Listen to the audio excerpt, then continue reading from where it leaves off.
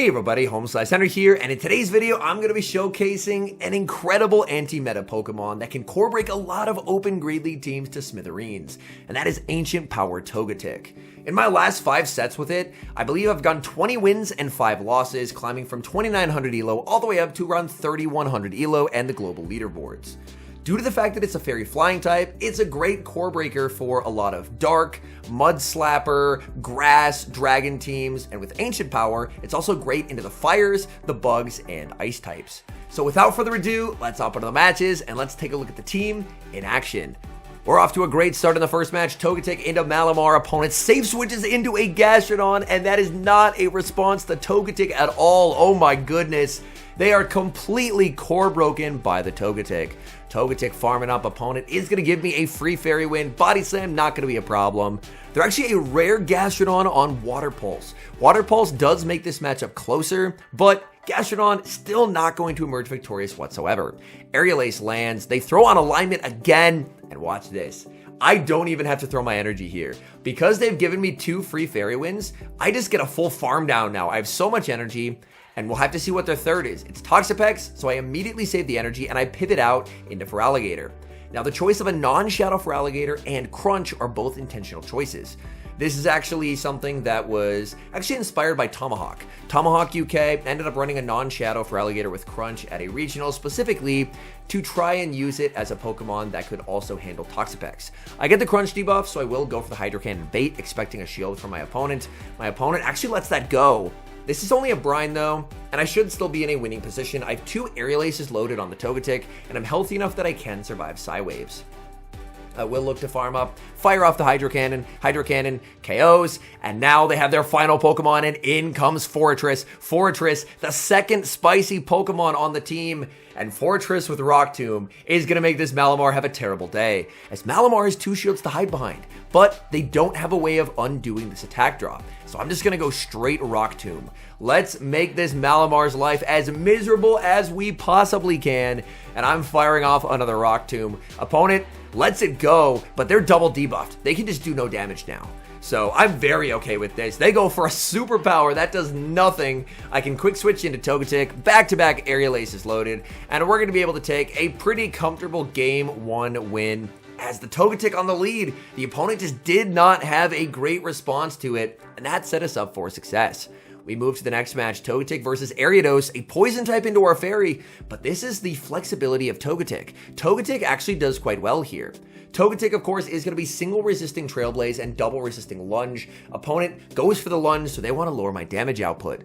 But Togetic actually outpaces Ariados. It is 5-4 for Aerial Ace, whereas for Ariados, it's straight 5.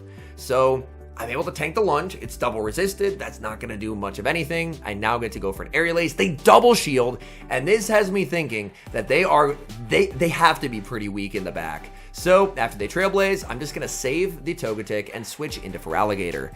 They can potentially fire off a boosted Trailblaze, so I will shield it. They go for the Lunge. That's a pretty good play. And now they're going to bring in Toxapex, and here again is where Crunch is really, really nice. So far, the opponent is very, very soft to Fortress. My energy is debuffed, so I don't really want to throw it. So what I'm going to do is I'm just going to farm, wait for them to throw, shield, and then just keep farming until the switch clock's up. I'll have to go over 100, but I'm okay with that because I get to save 100 energy, and now I get to bring in the Fortress. Fortress is basically Toxapex's worst nightmare. You just get absolutely destroyed if you're the Toxapex, and I'm just going to look to farm a ton of energy. Opponent going to give me an entire Volt Switch for free, as they're going to go for yet another brine. They're going to switch into Ariados, and that's not what you want to do into a Fortress. They're met with a Rock Tomb. It KOs. Goodbye, trainer. What do they have in the back that they brought Ariados into a loaded Fortress? They bring back in the Toxapex. I bank the energy, and now I'm just going to go for a combo play with the Feraligatr. I go for the Hydro. It KOs. In the back, they have Dunsparce, and this game should be over. Dunsparce is a little bit of a weak spot for this team in particular, just due to the fact that mainly versus Dunsparce leads, I'm going to be safe switching into the Feraligatr. But if the Dunsparce stays in that matchup, then you're honestly in a pretty decent spot. I have a move on the Fortress, so I just bring in the Togetic to force them to throw energy, and if they don't throw energy, then I just make an Aerial Ace that knocks out, and we're able to take the win.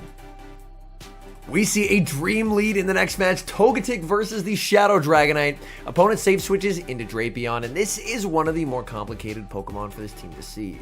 The good news for me, however, is not only do I get a free Volt Switch as they mistime their charge attack, but on top of this, typically Dragonite as of late is paired with grass in the back. It's people really trying to target down Mudslap teams. And if that's the case, then I'm in a pretty nice position. Opponent is going to fire off the Crunch. After the Rock Tomb, it just does not KO. They are going to be firing off a move. I do decide to shield because I will be able to make a Rock Tomb here. Opponent is going to switch. I try and switch out into the Togetic, but I'm unable to save it. That's a little unfortunate, but the good news is Togetic is just so well positioned here. Look at that Aerial Ace damage. Oh my goodness. That absolutely shreds the Chestnut. Chestnut gets farmed down after landing that Frenzy Plant. They're going to bring in the Drapion, and I get to fire off Aerial Ace. Aerial Ace at the Drapion is going to be shielded. The quick switch to Feraligatr. And Feraligatr, I'm just going to look to farm up. I don't really care what they throw here. Even if they do full send the Crunch, that's very alright by me. I go for a Crunch here to cover for a catch. So that way, if they catch, I'm still landing decent damage. They don't end up going for the catch, but it's not going to matter. I have a Togetic. I can just make it to an Ancient Power, as Togetic always has phenomenally fast pacing. Ancient Power into the Dragonite will knock it out, and that's going to be a good game. We move to the next match, seeing a bit of a trickier lead, Togetic versus Morpeko. Togetic is actually our Morpeko counter on this particular team. As you can see, the Fairy Winds do add up very, very fast. I will commit the shield, as of course the first Ore Wheel will be electric, and now they're going to be dark. And dark Ore Wheel, not going to be a problem for Togetic. Togetic can survive that, so I will fire off the Ancient Power. Opponent is going to let that go, and I will tank the boosted Dark Ore Wheel and go for a farm down. That still hurts. That does quite a lot of damage, but it is only going to be the dark move, and I'm able to win switch. In comes Azumarill. I'm going to pivot out into Feraligatr. It looks like for this game I did accidentally bring the Shadow Feraligatr, but for this team, I did end up preferring the non-Shadow Feraligatr with Crunch, as it just played a lot better overall. I'm going to let this through. The non-Shadow does tank Play Rough quite a bit better here. My opponent is going to switch out into Goodra, and I will be firing off the Ice Beam. Even the threat of an Ice Beam, like Goodra's always going to be shielding here, so even if I did have the regular Gator, I would still be able to grab a shield, but now I can just bring back in the Togetic and start unleashing these Aerial Aces. Aerial Ace is going to be shielded. I have another one ready to go as well. So this will be getting them pretty low, and now I can just bring in the Fortress. And what's Azumarill going to do against the Fortress? Almost every Azumarill nowadays is on Ice Beam and Play Rough, which means they are completely walled by the Fortress. I will commit the shield, as I don't really want to take another Aqua Tail, and now I can look to farm up. I will go for the Rock Tomb. Opponent is going to make a nice catch onto the Azumarill. Azumarill, now things do get a little bit dicey, as ideally, I would have loved to actually land an Earthquake here. Opponent tries to go for the CMP type. Play Rough is going to get me low. I will commit to the farm down. I get the farm down on 1 HP, and I get the Earthquake to win the game. So that endgame was honestly pretty sloppy by me. I could have played it a lot better, but I included it just because I believe that was the only Morpeko lead that I fought, and it's good to see that you can still beat Morpeko. Terrible lead leading into Clodsire. I save switch into Feraligatr. Opponent responds with a Shadow Machamp. Now, non-Shadow Feraligatr is so much better against Machamp here, because if Machamp goes for a Cross Chop doesn't KO. They have to Stone Edge here. So the opponent fires a move. It's a Cross Chop, and I tank it. Feraligatr, you absolute legend. Able to grab both shields from the Machamp. Machamp gets a farm down, but now I can bring in Togetic. Stone Edge comes very close to one-shotting, so I will actually use a shield, but they're not on Stone Edge, they're on Rock Slide. And that means that I do not have to care whatsoever about their next move, as Rock Slide is super effective, but I can survive it, and I'm going to get a nice Fairy Wind farm down. I'm going to look to send in Fortress when they bring in the Clodsire. Clodsire going to stay in and fire off some energy. I will commit the shield. Earthquake, of course, going to do quite a lot of damage, but Earthquake will not be enough to knock them out. I'm going to farm up, fire off this Earthquake, and this Earthquake, they have no shields left, so it's going to do massive, massive damage. They're going to be firing off more energy. The fact that they're not switching out tells me they have something in back that isn't a big fan of this Fortress. They're going to bring in Feraligatr. Feraligatr going to take massive damage from the Earthquake. Earthquake is going to land. They're going to fire off energy, and I'm going to try and sweep this with Togetic. Togetic is going to look for the Fairy Wind farm down because I just need to leave with as much energy as I possibly can and go for the Aerial Ace. I think 2 Aerial Aces can KO. We'll have to see, though. The Aerial Ace, oh, it's going to be very close. I throw 1 more Fairy Wind, and I fire off this Aerial Ace. Aerial Ace is going to land. They survive it, and it's a tie. And that means if I had waited till I was at 1 HP to throw the move, I would win the game. But unfortunately, I do end up tying there. We pick up a pretty solid lead in the next match, and this is another reason why Ancient Power on Togetic is a must. To me, Dazzling Gleam is pretty useless. Ancient Power coverage that it provides is just unbelievable. Ancient Power doesn't one-shot a Talonflame, but it comes very, very close. The opponent gives me a free Fairy Wind. They end up throwing a Flame Charge. They were just looking to boost up their damage right away, but that's not going to allow them to farm through Togetic. In terms of stat product, if you think superior, they have nearly identical stats to Togetic. So Togetic does have some pretty nice bulk to it. Now, I'm going to get to land an Ancient Power. It won't quite KO, but it will come very close. So the Ancient Power is going to get the opponent low. I get the Fairy Wind farm down. In comes Azumarill. I'm going to bank some energy, bring in for Alligator. Opponent pivots out into Superior. And even though I don't have Ice Beam, this game is just still a win because Azumarill is going to get absolutely crushed by the Fortress.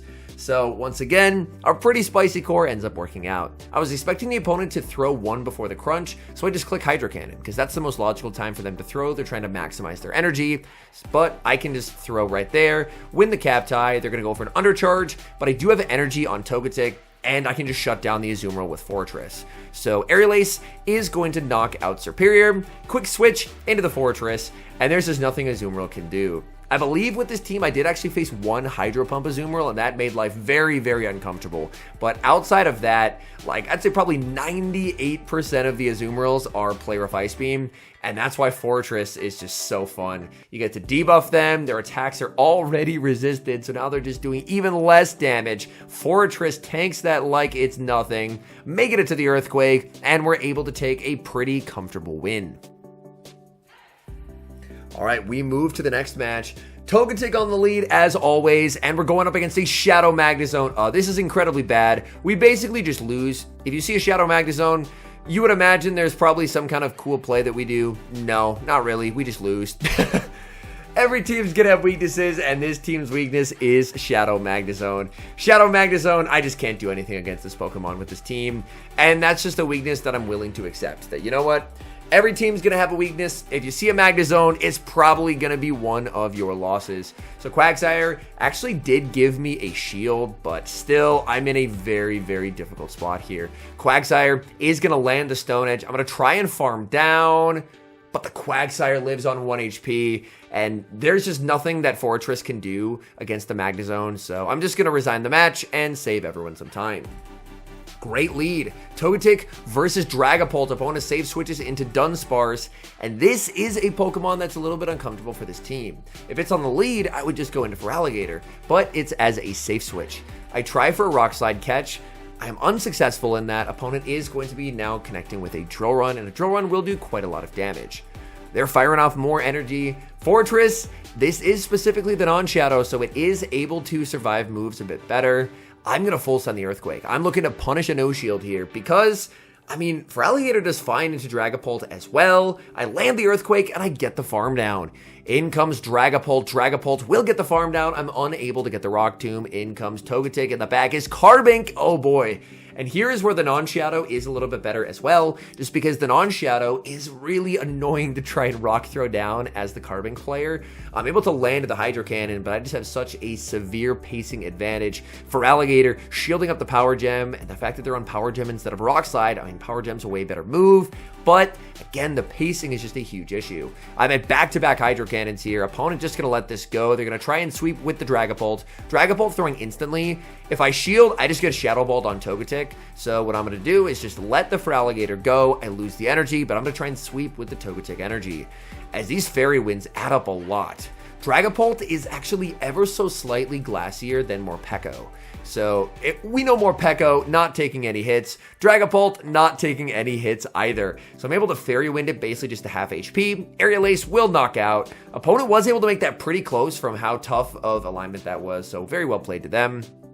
All right, terrible lead, leading Togetic into Alolan Sandslash. Alolan Sandslash, a pretty common lead. Opponent only throws an Ice Punch here, but they're just looking to get some chip damage before they switch out. So the Ice Punch is going to honestly just put me into Play Rough range, so it's a pretty decent play by them.